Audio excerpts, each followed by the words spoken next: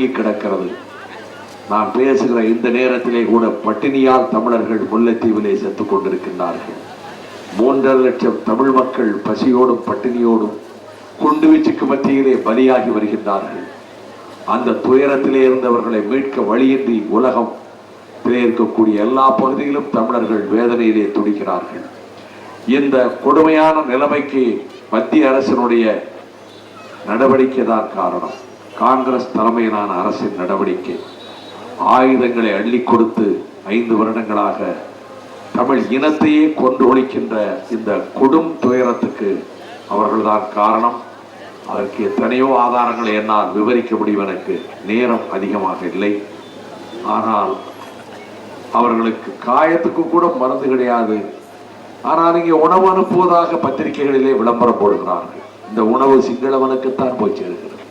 3.5 லட்சம் மக்களிலே நேற்றும் இன்றும் பட்டினியால் மாத்திரம் 50-60 பேர் ஒவ்வொரு நாளும் சாக ஆரம்பித்து விட்டார்கள்.